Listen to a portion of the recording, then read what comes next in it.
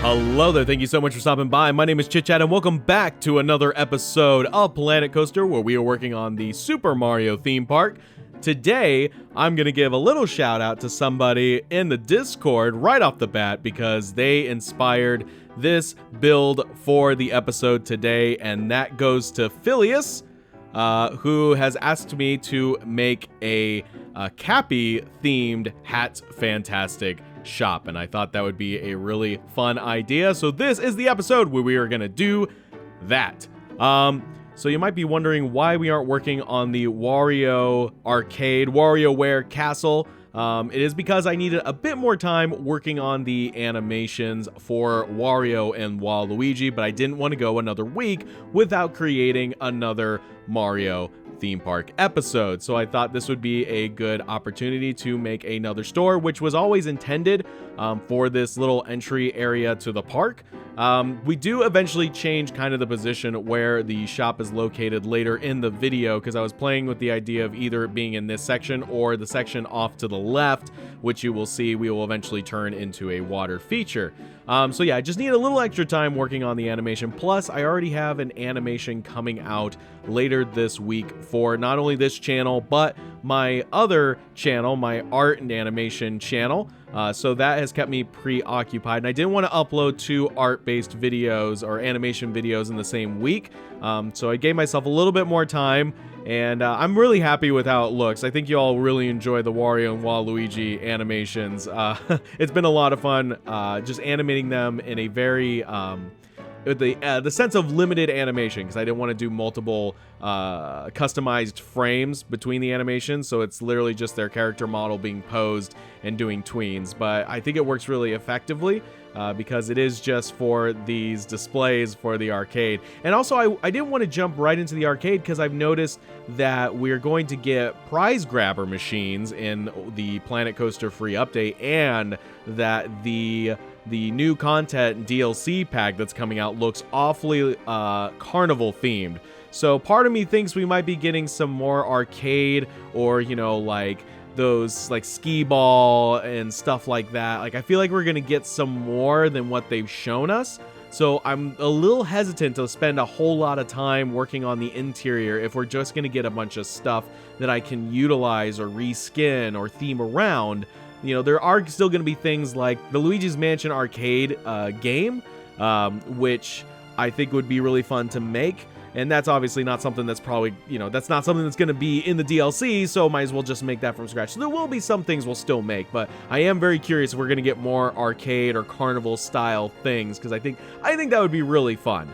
You know, there's plenty of theme parks that have little arcade areas. I've even been to like Magic Mountain. They had like a little Nintendo shop just set up, and they had a bunch of like games inside of there. It wasn't something that lasted. I think it was just like a pop-up shop that they had for the summer, and I never saw it again, so I figured that didn't last very long. But I was really surprised to see like a Nintendo thing. It was when they were really promoting, I think it was the Wii U that came out at that moment. I say that moment because Nintendo likes to come out with a lot of things, you know? I feel like the Switch needs to stick around for a while, you know? I feel like they finally got everything set right with the Switch, and it's something I really, really want. Everyone's been asking me if I have a Nintendo Switch. I do not yet. It is something I really do want to get eventually. Mario Odyssey looks amazing. I've watched people play it. I've watched friends play it, and it's something that just the art style and the world and the T-Rex alone is enough for me to want to play that game. So I was really inspired by that for the Cappy themed hat shop, and I didn't want to just recreate the airship from Odyssey, but I wanted to theme it like it was from the airship. I do want to add, because I also noticed in the DLC pack we're gonna get what look like blimps, so I'm curious if I can get like one of those giant blimps to be kind of part of this store. If not, I will probably eventually like make a giant sail, or I might even just recreate not this shop specifically because I like how the shop turned out, but maybe recreate the airship for another area in the park, you know? So like this is the one that is the store, but then there's maybe one that's more of a set piece than something that's functional, you know, just something to look at, something that's cool. But yeah, besides Mario Odyssey, you know, Breath of the Wild looks great. I don't want to play it on the Wii U. I want to wait for the Switch because it looks so much better on the Switch than on the Wii U, and I think I've talked about that before. And then, of course, Splatoon. I've yet to play a Splatoon game, but it looks so much fun. And, of course, the Smash Brothers Ultimate Edition. That's reason enough. I legitimately have bought like a new Nintendo console specifically for Smash Brothers each time they have come out. Like when the Wii U got Smash Brothers, that was the reason I bought the Wii U. And now with Smash Brothers Ultimate, that is going to be the ultimate reason why I get a Switch. Plus, it's so cool that you can just carry that around. And we have the mainline Pokemon game that's yet to be announced, but I'm so excited for that. I love Pokemon, and the idea that we're going to get like a mainstream Pokemon game on the Switch because it's portable, so it falls in line with Nintendo's or Game Freak's statement that, you know, they'll only make main Pokemon series on portable systems, you know. So now they have the excuse. It's like, hey, we built this thing. It is a home console, but it's portable, so you no longer have an excuse. Now you have to make it, which I'm really excited for. I think that's going to be really fun. So I'm going to go ahead and open up some of the questions from the Discord. That's right, I do have a Discord. If you want to join a small community of awesome chatterboxes, feel free to check out the link in the description down below. There you will find multiple channels for art, animation, television, movies, but also Planet Coaster, where you can ask me questions and I will answer them on an episode. So we've got a couple of questions. The first one is going to be from Mario Plays YT. ChitChad, you should do parts like different areas of Donkey Kong area, maybe add some stuff to the workshop, and maybe sometime in the future add a Little Big Planet park. You should use Google Images. You can make the objects include some little references like Sackboy wearing a Mario hat and other little Easter eggs. I hope you'll do that in the future. Thanks for reading my message. From your fan, Mario Plays. Thank you so much, Mario. I know you've been waiting a while for me to answer that question. It's just been a while since I've made a Mario episode, so thank you for your patience. There's a couple questions there, one of which is asking about a Donkey Kong area. That is something I would like to do, especially with the minecart coaster. I think that works perfectly for it. The second one is about Little Big Planet. I actually played, I believe, the first 2 games, and then like lightly played once the third one. I was just like over at a friend's house and we played it for maybe an hour.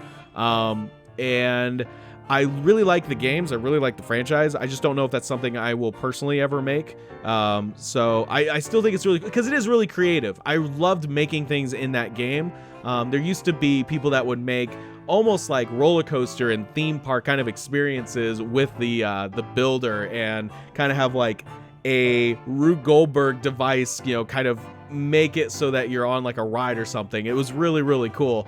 I can't remember any. I lie. I do remember one in particular. There was an Indiana Jones themed one, which was really, really well done. It had the boulder chase scene and everything. So yeah, Little Big Planet was very much a enjoyable experience, especially with all the creativity that was involved with it. And it really got me back into the builder type mentality with gaming. And I love the franchise. And I'm not sure how many more have been, because I kind of fell out of line with the Sony exclusive titles. But it's definitely something that helped creativity in terms of gaming, so I do appreciate the franchise a lot. But again, not something I think I'll be making any theme park related things for in the future. So let's see. The next question is about uploading things to the workshop. Yes, I do intend to upload items to the workshop in the future. I just want to, in my mind, I want to finish the park first before I start uploading anything from that park to the workshop, if that makes sense. Like, I want to have everything kind of finalized before I do that. So I do intend on uploading things in the future, though. And I think I got the last one. Yep, that was the last question from Mario Plays YT. Thank you so much for your patience. I really appreciate it. Next question is from Noah. Hey, ChitChad, do you watch other Planet Coaster YouTube channels? Do you get inspiration from other YouTubers? I do. There are a couple of channels that I watch a lot of. Silverette is definitely one of them for sure, and his builds are just astounding. They are so beautiful. They're picturesque. They are plucked from the real world and somehow placed inside a Planet Coaster, or vice versa. I love watching that guy's stuff. Both the fantastical builds and the quote unquote realistic builds. You know, I just love both sides of that. It's really fun to watch. Channel 5 Gaming is another one I really like to watch because that gives me the opportunity to watch things from so many different creators all on one platform, which is really nice. The past video game challenge that people uploaded to was really fun to watch and definitely inspiring. And then last is Geekism. I really do enjoy not only the builds, but the personality of Geekism. Very light and fun to watch.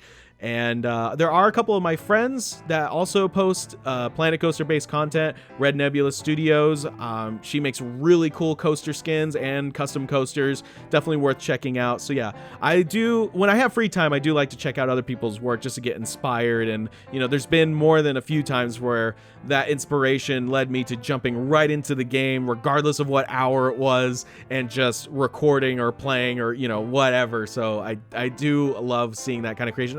I get that way about, you know, art and animation too. Like, I've got so many talented friends that when I see them making something that's just epic or awesome or just beautiful, like, it inspires me and it pushes me to like get off my butt and again, regardless of what hour it is or how tired I am, to work on something creative. So it just kind of goes hand in hand. So thank you, Noah, so much for your question. I really appreciate it. The last question for today's episode is going to be from Shad Inc.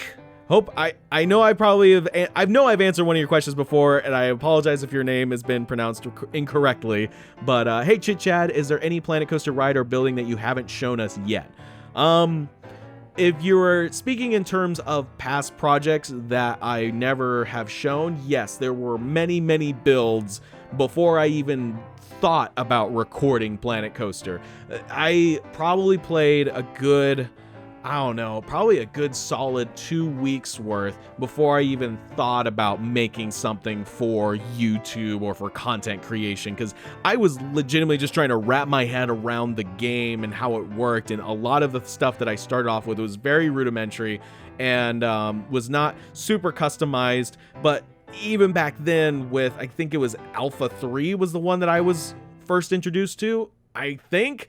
There wasn't a lot of customization options. Of course, there was the building and there were sceneries, but there really wasn't a whole lot. But people were still able to make really creative and awesome things just given that limited tool set. So I definitely don't have an excuse there. I just wasn't that good with the game yet. And it's just like anything that's creative or fun. You know, you just have to kind of do it and keep, you know, figuring things out. And every failure, or not even failure, but every time you don't feel like you succeed, at least you learn something on the way so you can build something else in the future. Again, I always go back to art and animation because that's what I do in for my job and for, you know, a hobby, is that there are plenty of times I have recreated a character model, or plenty of times that I have redrawn something, or plenty of times that I just went back to just the beginning so I can restart it. And every time I've done that, I've learned something new. And I think I do it a little too much. You know, eventually you just kind of have to take what you learn and just run with it and finish something.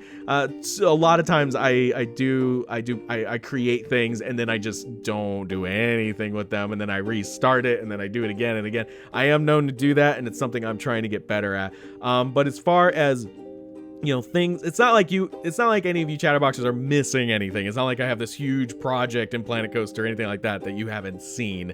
Definitely not anything that's worth me sharing. Just a bunch of loose end projects of just trying to figure out buildings or scenery pieces, or practicing building the characters out of pieces. I say that as we're finishing up the Cappy piece, which I am and I'm not super happy with. Like, the shape of the hat I'm not really happy with, but I do like the expression in the eyes. So eventually I might go back and try and make the shape a little bit better. I think that's just what happens when you kind of shove all these different, you know, geometric objects, the light's hitting them at different places, and unless you place like a billion of them, you're always going to have that weird balloon effect. So I think I'm just being more picky than anything else. Which we're adding lights to the top of the building. And I know the top of the airship isn't blue, but I wanted to use blue just to act as a visual separation between Cappy and the building, because it being all red, you just kind of you lost him amongst all of it. So I changed that up a little bit, but we could just pretend that's like the sky or something like that. I might even extend it out and add some like clouds under it.